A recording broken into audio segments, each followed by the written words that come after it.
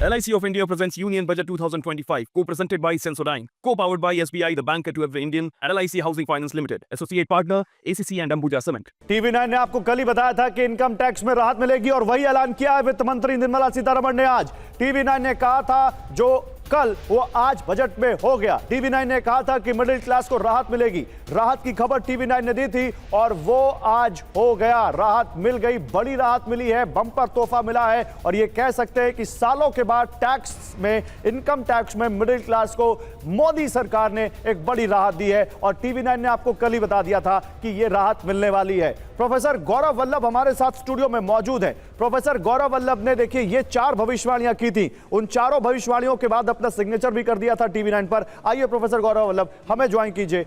Professor एक बार जोरदार तालियां हो जाए मैन ऑफ द मोमेंट के लिए, और तालियों में कंजूसी नहीं होनी चाहिए भाई, तालियां होनी चाहिए क्योंकि वाकई आपने किया तालियों वाला काम। यहां पर जरा वो दिखाइए, उनकी भविष्यवाणियां दिखाइए। यहां पर वो जो भविष्यवाणियां वो हम दिखाते रहेंगे।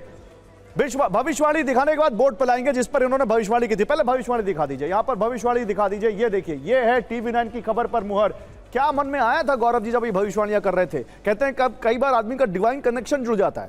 देखिए, डिवाइन तो होता ही होगा, पर मैंने ये बातें एज ए इकोनॉमिस्ट लिखी थी। हाँ, क्योंकि मेरे को लग रहा था कि पर्सनल इनकम टैक्स और कॉर्पोरेट इनकम टैक्स का जो रेशियो है वो पिछले कुछ सालों में गड़बड़ाया है। ओके। पहले corporate income tax personal income tax से ज्यादा होता था, अभी PIT है वो CIT से ज्यादा हुआ। ओके। तो मुझे लगा कि PIT में रिलीफ तो देना ही पड़ेगा। ठीक है। पर 12 लाख की मुझे भी उम्मीद नहीं था। ओके। पर मैंने यहाँ लिखा रिलीफ आयकर दाताओं के लिए, बड़ी रिलीफ का मुझे अंदाजा था। ठीक है।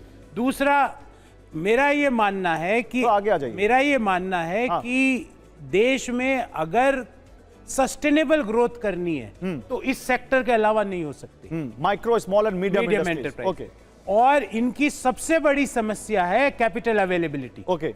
तो मेरे को पक्का था कि इस बजट में और उनके क्रेडिट स्कीम, क्रेडिट गारंटी, तो वो कैपिटल अवेलेबिलिटी है। उनको माइक्रो एंटरप्राइजेस को आप क्रेडिट कार्ड अवेल करा रहे हो। MSMEs की जो लिमिट है क्रेडिट की वो 5 करोड़। वो जो कल हम लोगों ने जो दिखाया था, TV9 ने जो दिखाया था वो स्क्रीन पर चल भी रहा है, तो दर्शक हमारे कंफ्यूज ना है। जो मेरे पीछे आप देख रहे हैं कल का शो है शाम 5 बजे का, जिसमें उन्होंने भविष्यवाणी की थी। ठीक है। तीसरा, भारत आज दुनिया में एकमात्र अर्थव्यवस्था है बड़ी इकोनॉमीज में जो 6.5% से ग्रो कर रही है, इतने जियोपॉलिटिकल टेंशन के बावजूद, और 5% से कम इन्फ्लेशन है। हाँ। दुनिया की कोई अर्थव्यवस्था, अमेरिका, चीन, Germany, Japan, Indonesia, Malaysia, Singapore, कोई अर्थव्यवस्था। एक काम करते हैं गौरव जी, 6.5% से वहीं पर आ जाते हैं जहां कल आपने भविष्यवाणी की थी। ये लीजिए, ये है आपका वो पेन जिससे कल आपने ये भविष्यवाणियां की थी। एक बार फिर से बताइए हमारे दर्शकों को इसी पर लिख के कि वो जो भविष्यवाणियां थी आपकी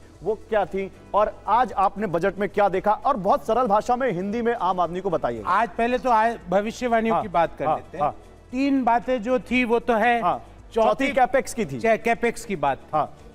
सरकार निरंतर रूप से, आपको याद होगा पिछला जो बजट जून में आया था उसमें 11,11,111 लाख करोड़ रुपए का capex investment, government capex investment की बात। लेकिन इस बार तो कम कर दिया क्योंकि प्राइवेट कैपेक्स बढ़ रहा है। ओके। कैपेक्स एक बार हमारे दर्शकों को बता दीजिए होता क्या है। जो पूंजीगत व्यय है, जैसे जो दीर्घकालीन जिसका फायदा मिले। ओके। 2 व्यय होंगे सरकार के, एक तो होंगे पूंजीगत, एक होंगे रेवेन्यू। रेवेन्यू का लाभ दीर्घकाल में नहीं है। कैपेक्स का लाभ जैसे तो उसमें खर्च किस चीज पे होता है? जैसे मान लो स्मार्ट सिटी, बोर्ड पे लिख के बताइए। जैसे मान लो मैं आपको कहता हूं न्यू एयरपोर्ट, ठीक है, ये कैपेक्स है। नया एयरपोर्ट कैपेक्स है। ठीक है, हिंदी में लिखिए। नया एयरपोर्ट। हाँ, ठीक है। नया हवाई अड्डा, ठीक है, ये कैपेक्स है। ठीक है। और इसको सरकार निरंतर रूप से बढ़ा रही है क्योंकि इससे सरकार को रोजगार का नया सृजन होता है, रोजगार का सृजन। ठीक है। और नौकरियां मिलती हैं। देश का आधारभूत ढांचा भी सुधरता है, जिसको हम इंफ्रास्ट्रक्चर कहते हैं। अगर ये इंफ्रास्ट्रक्चर सुधरता है तो इसका लाभ एग्रीकल्चर, कृषि को भी होता है। अगर इंफ्रास्ट्रक्चर सुधरता है तो इसका लाभ मैन्युफैक्चरिंग को भी होता है और सर्विस सेक्टर को भी होता है। तो सरकार का निरंतर, कल इकोनॉमिक जो सर्वे आया, एक बार इसको जरा और समझाते हैं अपने दर्शकों को। जैसे जो आधारभूत ढांचा यानी कैपिटल एक्सपेंडिचर, पूंजीगत व्यय जो होता है उससे उसका किसमें होता है? उसमें पुल बनाने में, पुल भी होगा, हवाई अड्डा, रोड बांध बनाने में, नई सड़कें बनाने में, नया 6 लेनिंग ऑफ हाईवेज करने में मल्टीपल फायदा होता है। इसमें क्या खेती को बढ़ावा मिलेगा, एग्रीकल्चर बाजार मिलेगा, प्रोसेसिंग बढ़ जाएगी, ठीक है, मैन्युफैक्चरिंग एमएसएमईज को ताकत मिलेगी, ठीक है, सर्विस सेक्टर को, जैसे मान लो अगर आपके यहाँ पे आधारभूत ढांचा स्ट्रांग है तो नए नए सर्विस सेक्टर जुड़ेंगे और इन तीनों से जॉब्स बढ़ेगी और जॉब्स बढ़ेगी और जीडीपी बढ़ेगी। क्या बात है। तो ये दिखा है बजट में, ये मेरा जो चौथा पॉइंट था। हाँ। अब इस बजट को अगर अपन बहुत ही सरल शब्दों में देखें, हाँ। तो ये बजट लगभग 1 लाख करोड़ रुपया, 1 लाख करोड़ रुपया ठीक, मध्यम आय वर्गीय लोगों के जेब में दे रहा है, मध्यम आय वर्गीय परिवारों, मिडिल क्लास को।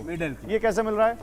आपने जो छूट दी है इनकम टैक्स यहाँ पे लिखिए, आयकर में छूट जो आपने दी है, हाँ, उससे 1 लाख करोड़ रुपया सरकार को घाटा हो रहा है। 1 लाख करोड़ रुपए की छूट मिल रही है। ठीक, तो 1 लाख करोड़ कहां जाएगा? हाँ। ये 1 लाख करोड़ एक अनुमान है कि देश में मध्यम आय वर्गीय लोगों की संख्या 55 से 60 करोड़।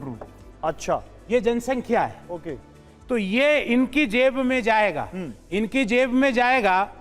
कौन है? जैसे आप और मैं दोनों मध्यम आय वर्गीय, हमारा कैमरामैन जो ये देख रहा है वो भी मध्यम आय, और मुझे यहाँ पे जितने भी एक्सपर्ट बैठे हैं ये सब भी मध्यम आय वर्गीय।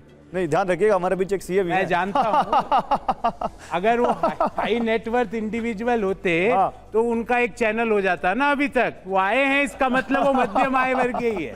ओके, तो मैं ये कहना चाहता हूँ कि हम सब लोग मध्यम आय वर्गीय, और आपके 90% दर्शक भी इधर से ही है। बिल्कुल बिल्कुल बिल्कुल। तो उनकी जेब में 1 लाख करोड़ रुपया जाएगा, तो ये पैसा आएगा मार्केट में। हाँ, मार्केट में क्या आएगा? मैं अपने बच्चों की क्वालिटी ऑफ एजुकेशन सुधारूंगा, नया मोबाइल फोन सस्ता हो रहा है वो भी खरीद सकता हूँ, एलईडी टीवी, पहले मेरे पास वो मोटा वाला टीवी था, अब मैं वो एलईडी टीवी सस्ता हो रहा है वो भी ले सकता हूँ। तो मार्केट में डिमांड जनरेट होगी। आज वित्त मंत्री जी ने एक 3D भी बोले थे, डिमांड, डेमोग्राफी और तीसरा डेमोक्रेसी। तो डिमांड बढ़ेगी तो ये टीवी सप्लायर है उसके पास ऑर्डर बुक बढ़ेगी, उसकी ऑर्डर बुक बढ़ेगी तो वो ज्यादा लोगों की जरूरत होगी, तो वापस कहां पे आ गए हम? जॉब्स पे। तो ये जो 1 लाख करोड़ लोगों को फायदा मिला, अंत में इसका फायदा जॉब्स में ट्रांसलेट होगा। ये दूसरी भविष्यवाणी, ये दूसरी भविष्यवाणी। अब पहली भविष्यवाणी की बात अब करते हैं, और वो था इनकम टैक्स में बदलाव, स्लैब में और छूट। आपको कह रहे हैं आप इतनी, आपको बिल्कुल राहत की उम्मीद नहीं थी कि 12 लाख हो जाएगी। ये कितनी बड़ी राहत है और इससे क्या फायदा होगा बताइए। देखिए, 2 चीजें हैं इसमें। हाँ, अगर हम आयकर को देखें, आयकर में एक चीज को हम नजरअंदाज कर रहे हैं अभी। अच्छा, एक तो आयकर में हमारी इनकम हो गई सैलरी इनकम, दूसरा आयकर का हेड हो गया जो हम किराए पे मकान देते हैं, आय लेते हैं, उसको कहते हैं हाउस प्रॉपर्टी इनकम। ठीक है सर, हिंदी इस्तेमाल कीजिए, हमारा व्यूअर थोड़ा हिंदी ज्यादा अच्छे से जो घर का किराए से आए, घर का किराया से आए, और ये वेतन से आए। ठीक, हाँ, तो वेतन से आय पे 2,75,000 रुपए तक नो टैक्स। ओके, ठीक है, नो टैक्स। ओके, 12,75,000 रुपए तक कोई टैक्स आपको नहीं देना। फिर हाउस प्रॉपर्टी में एक बड़ा इंटरेस्टिंग बदलाव किया गया। पहले ये होता था, जैसे आपका मेरा एक गांव में घर है और फिर मैं गांव से आ गया दिल्ली, तो मैंने दिल्ली में भी छोटा सा फ्लैट ले लिया, और अब मेरा ट्रांसफर हो गया पटना, तो ये दोनों घर की जो है इसमें से एक घर को मैं सेल्फ ऑक्यूपाइड मान सकता था, तो उस पे मेरे को कोई कर नहीं देना पड़ता। अब इस बार कहा है कि ऐसे 2 घरों को आप सेल्फ ऑक्यूपाइड मान सकते हो, उन पे कोई टैक्स नहीं देना। तो ये भी फायदा होगा, बहुत बड़ा फायदा है होगा इसमें। मतलब ये डिपेंड करता है कि आपका घर कहाँ है, आपके घर का क्षेत्रफल कितना है, आपके घर की लोकेलिटी क्या है, उस पर डिपेंड करेगा। पर मोटा मोटी अगर एक मध्यम आय वर्गीय परिवार जिसका इनकम हम मान लेते हैं, उसकी सैलरी मान लेते हैं 1.5 लाख रुपया, ठीक है, 18 लाख रुपए सालाना, 18 लाख रुपए का वेतन हो, तो ऐसे व्यक्ति का लगभग एक घर होता है 50-1 लाख रुपए का। और गांव में, शहर में, जैसे मैं मान लो जोधपुर से आया यहाँ पे, तो मेरा जोधपुर में छोटा घर है, वो भी 50-1 लाख का और 50-60 लाख का मैंने दिल्ली में भी ले लिया। तो इसमें मेरे को मोटा मोटी अगर मैं एक रफ कैलकुलेशन देखूं तो सालाना टैक्स में 20 से 25 हजार रुपए का फायदा, लिख के बताइए, 20 से 25,000 रुपए का कर में फायदा। मतलब ये भी जिनके 2 घर हैं उनको ये फायदा होगा। बिल्कुल। अब जल्दी से एक, आप ज्यादा टाइम नहीं लूंगा मैं, एक आखिरी बात जो आपको सबसे अच्छी लगी इस बजट में।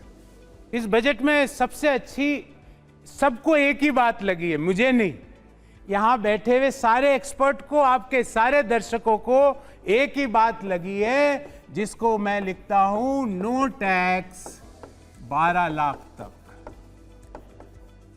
ये सबसे अच्छी बात है। नहीं, इसमें एक छोटी सी बात, किसानों को जो 3 से 5 लाख किया है क्रेडिट कार्ड, उससे खेती पर क्या असर होगा? किसानों की अगर हम बात करें, जल्दी अगर फार्मर्स की बात करें तो 3 चीजें बहुत महत्वपूर्ण है।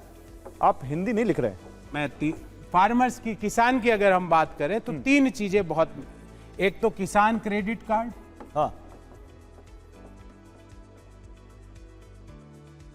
किसान क्रेडिट कार्ड, ठीक, एक तो ये, ठीक। दूसरा, अगर हम फार्मर्स की बात करें तो जो दलहन उत्पादन पे, यस, उत्पादन पे फोकस्ड अप्रोच की बात हुई, तो दलहन के उत्पादन को बढ़ाने के लिए सरकार एक सुनियोजित प्रयास करने वाली, ठीक बात है। और तीसरा, आपको याद होगा थोड़ी यूरिया की किल्लत की खबरें आती थी, तो 3 यूरिया के प्लांट नॉर्थ ईस्ट में, ईस्टर्न इंडिया में, जिसमें असम में एक प्लांट तो है ही, प्लस 2 और। तो ये इससे क्या है, यूरिया के लिए लंबी लंबी लाइनें लगती थी, वो जो प्लांट है उनको वापस पुनर्जीवित करके, तो इसमें, इस बजट में, सॉरी मैं आपको इंटरप्ट कर रहा हूं, इस बजट में मिडिल क्लास है, इस बजट में गरीब है, इस बजट में युवा है, इस बजट में युवा है, इस बजट में महिला है, इस बजट में किसान है। तो प्रधानमंत्री ने जो कल कहा था कि मां लक्ष्मी की कृपा हो, गरीब और मिडिल क्लास पे कृपा हो गई है, क्या बात है। और एक बात जो मैं शिक्षक व्यक्ति हूं, मुझे जो एज ए शिक्षक सबसे अच्छी बात लगी, कि 13,000 पीएम फेलोशिप मिलेगी आईआईटी और आईआईएससी के बच्चों को। तो एक जो देश में जो इनोवेशन का वातावरण है, नई टेक्नोलॉजी से, नए इन्वेंशंस का, पेटेंट्स का जो फाइलिंग है, वो बहुत ज्यादा बढ़ने वाली। 13,000। एक बार जोरदार तालियां हो जाए एक बार फिर से गौरव वल्लभ जी के लिए। बहुत बहुत शुक्रिया गौरव जी, बहुत बहुत शुक्रिया। आपके हमने जो भविष्यवाणियां की, TV9 ने जो भविष्यवाणियां की, वो बिल्कुल सच साबित हुई और बजट को बहुत आसान भाषा में समझाया।